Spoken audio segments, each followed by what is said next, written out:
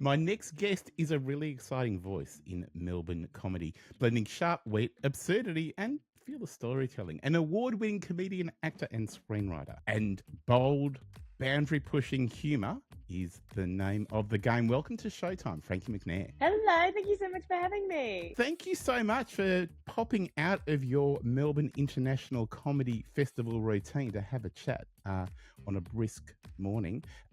What drew you to comedy in the first place? Oh, man, I'd always been I love doing like drama and stuff at school. And then I grew up in Canberra and I didn't really know there was a comedy community there, but there is and it's thriving. And then I actually saw Auntie Donna when they came to the Canberra Theatre.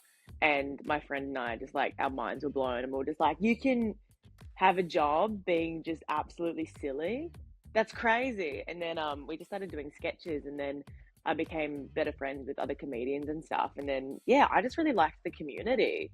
So it was more the community that drew you into it than a desire to put yourself out there and be funny? Yeah, I think it was like mainly the community, to be honest. Like I remember whenever I would go over to friends' houses and they had like Comedy Channel and stuff, I would always watch any stand-up that was on. Like I remember watching Robin Williams special and I had no idea what was going on, but I was just like, I love this. So I've always been really drawn to comedy, but I never had a plan to like go into it or anything like that. And then I think just when I realized that comedy was mainly hanging out with your mates, I was like, yeah, great, let's do it. And what do you think it is about the comedy world in particular that builds that community, you know, more so than other art forms? It's probably just trauma bonding, to be honest. I mean, we laugh, but probably shouldn't. Years though, like it's just like you bomb so hard in front of like people and like you just and you like you're all interested in the same thing. Like I think that there are just so many good people in it. I guess you'll find that in any kind of like, I don't know, like thing that you're doing, like hobby or anything like that. Do you remember the first time you had a joke completely bomb? Oh yeah, it was the first time I ever did an open mic. It was crazy. I was like, so my friend and I had been doing sketches and they were really fun. And then I was like, I want to try doing stand up. And then I went to an open mic comedy night and I was so nervous. And I'm like, of course I'd invited like heaps of people. I got up and I completely blanked. Like I just forgot my whole set. And then I was like, oh, and then I remembered it and I was just rushing through it and I said something and it made someone laugh, which was like the aim of the game, but it shocked me.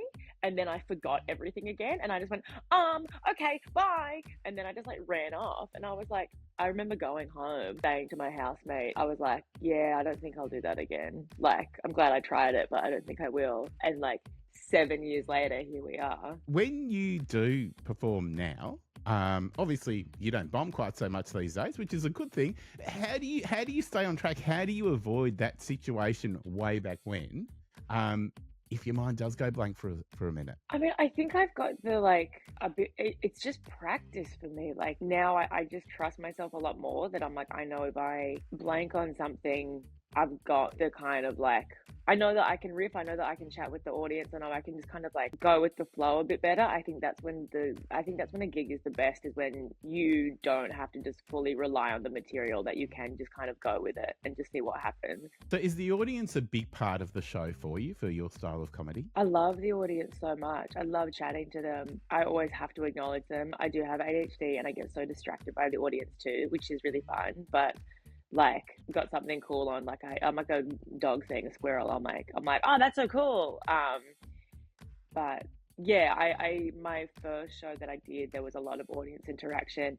This show I'm doing with Isaac at the Comedy Festival, there's less audience interaction. It's more of a play, but like we still do, like it's still very immersive. We still like acknowledge the audience quite a bit, which I love. I find it really strange going into a show and there being that kind of like, I guess that fourth wall there. I find it really weird. I have to acknowledge that the audience are there. And you've worked both on stage and screen. And is that the biggest challenge for you, that fourth wall not actually being there? Yeah, I mean, I love playing with the audience, I think.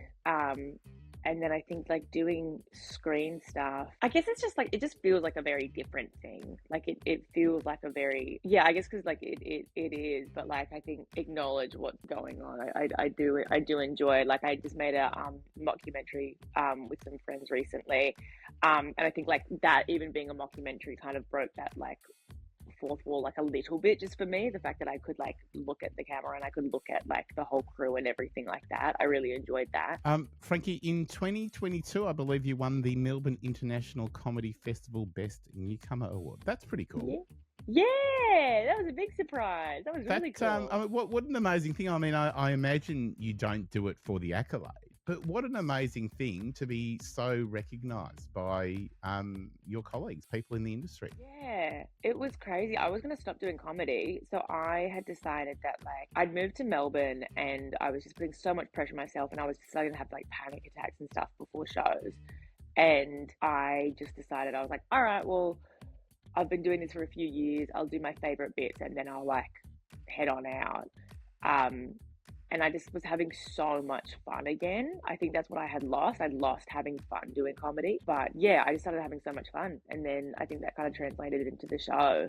And I think, yeah, definitely doing a show that like was getting big audiences in and stuff like that, it did kind of help me keep going, which is really nice. But yeah, it was really surprising, but it was so nice. I cried. I was so surprised. Have you felt that your career's shifted at all since winning Best Newcomer? Yeah, definitely. I mean, to like have a few meetings with like some like management companies and stuff. I do have management now, but like bless him, like Chris, he reached out before I won. Like he came and just saw the show, and I think if I won or not, we still would have like worked together. Like he was still really keen.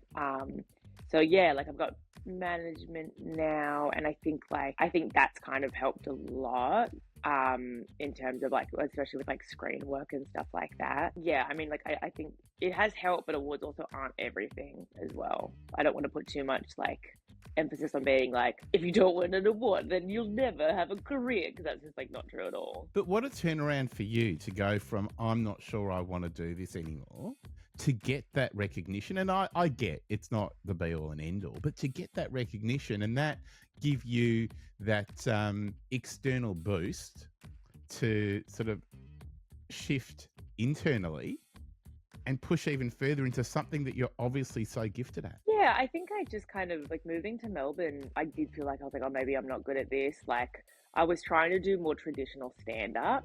And then I think what my show was about, it was more like sketch and a bit of alt as well as stand-up. And I think getting back to that kind of route of just like being like, I just want to have fun doing this. This is why I do it. You're like, oh, maybe I am good at this. Like, but I don't think I would do it if I wasn't enjoying it. I think that would be crazy. Fast forward to 2025's Melbourne International Comedy Festival, and you're part of the Booth Variety Spectacular and Formal Apology Hour. It's set in 1969. It's a live TV setting. Yeah. What's it about? So I've got a character called Tabitha Booth, and I did a show last year about her after like years of retirement coming back to the stage to do a show, and it all just goes wrong. And then Isaac Haigh did a show last year called the Isaac Haigh Variety Hour.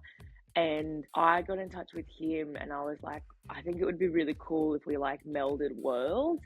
So this show kind of acts as like a prequel to the shows we did last year. So it's set in 1969 in the Scrimpy Studios, which is a studio that like Isaac came up with last year. And the audience comes in and everyone's running around getting ready for the taping. And it's Tabitha Booth's final taping before she retires, but the taping goes really, really poorly because she gets some really bad news during the show. And she's a very unhinged person. So she just kind of like tries to take everyone down with her. It's really fun. And is it a variety show style of work? So it's like very much inspired by like the Don Lane show and Graham Kennedy show and things like that. But it's actually more of a play. We do have a special guest every night who changes every night. So we have one act, and that could be it's mainly like comics who have other shows, but like people are getting really into it. Like tonight we've got someone doing like a bad ventriloquism act, which I'm so excited for. I don't know, and the actual play, like when we're on air, like there's heaps of different little segments and stuff that we do. but it's less of like a lineup show. Like it is more of a play. Yeah, it's interesting. I was chatting with someone a few days ago, another theatre person, about variety shows, and it's almost become the lost performing art. It's a very underrepresented these days. So it's kind of cool that you're bringing a version of variety back to the stage. Yeah, it's really cool. Like when I was like doing like research for this show, like I was watching like the Sonny and Cher show and stuff, and it's insane. Like the fact that they'll just go from like singing to suddenly they're just like dressed as like puppets and they're like doing a sketch, and you're like, what's happening? It's crazy. I mean, I'm old enough to remember seeing the Don Lane show in Melbourne tonight. You know, all of those.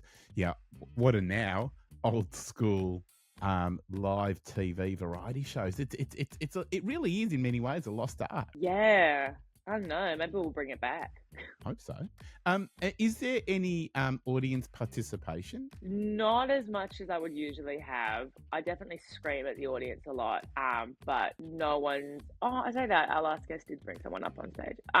But yeah, not within the play or anything. It is like a lot of people running around the audience and stuff, but we're not grabbing anyone up on stage, which usually I do in all my shows. So a big difference for me. And do people, when you do people get into it, or do people sometimes... I feel like usually people are really like into it. It's also just about like reading body language though. Like I'm not going to go up to someone who's like avoiding eye contact, or like if I have and I realize that's what's happening, I'll like switch gears real quick and go find someone else. But yeah, I think most people are like down for it, which is great. And I think like doing a show like this that is like very immersive, like you walk in and straight away there are people running around. I think people have a good idea of what they're in for. Like that they're just like, oh, this isn't just like traditional stand-up, or it's not like a traditional play. It is a bit wacky. But yeah, we've been really lucky. We had all of our previews and like audiences was so nice. So hopefully that trend continues. I remember going to a Julian Clary show at the Melbourne Comedy Festival probably 25 years ago.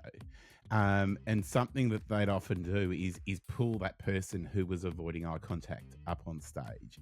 And yeah, apart from the fact that they'd absolutely crap themselves, it was often the funniest thing ever, because they sort of slowly come out of their shell, and there was this inner beast that would come out, and it was incredibly funny. Yeah, I think there's definitely a way to do it, to like, you really got to like tread that line of being like, all right, like you want to respect if someone's like, no, I absolutely do not want to, but then some people like they do want to be involved, but they're just like unsure of themselves. So it is like there's a fine line you got to follow. Yeah, well, there absolutely is. I mean, you know, you want to do it in a respectful way that's fun. But I guess it can be, can't it? You can do it in a really respectful, supportive way. And if someone really doesn't want to come up, they won't come up. Yeah, 100%, which has happened all the time, which I think is great. I think just, the worst thing is when someone just like a comic just won't leave that alone, and you're like, just move on. You're killing the vibe. What are you doing? Yeah, exactly. So what is it that you hope audiences take away from the show? Man, I think our kind of goal for the show was like, we wanted to make something that was like a little bit that seemed too big. So like with comedy festivals, you have like a 15-minute turnaround between packing up and packing down. And we just wanted people to walk in and be like transported, feel like they were at a show that was like kind of a little bit too like big for comedy festival. Like, I'm not sure if that makes sense, but like, yeah, we wanted people to kind of walk away and be like, that was so silly, but also kind of sweet as well. I think that's the kind of the vibe we wanted people to leave with, was like, what the hell was that? But also, that was really sweet. I'm chatting with Frankie McNair about the Booth Variety Spectacular and Formal Apology Hour. It's on right now at the Arts Centre Melbourne in the Members Lounge, and it's running until the 20th of April. For more info and tickets, go to comedyfestival.com.au. Frankie, thank you so much for the chat, and chookers for the rest of your run at the Comedy Festival. Thank you so much. It's been so nice. I haven't been awake before 10 since the Comedy Festival started, so this is so beautiful. Thank you so much. Sorry to wake you up so early. No, it's good. It's good. I need to be a person again. What time did your gig finish last night? It finished at like 9:30. It's all been so reasonable, but and do you go see other shows? Yes, it's so every nice. night. Yeah, I think it's so nice because we're at 6:15, so I can actually finish my show and then go and see other shows. Every other year I've been like at 9:30, so it's been too late. So this is a great year. see Marsha and then go see like 5 others. Awesome. Thanks so much for the chat. Thank you so much.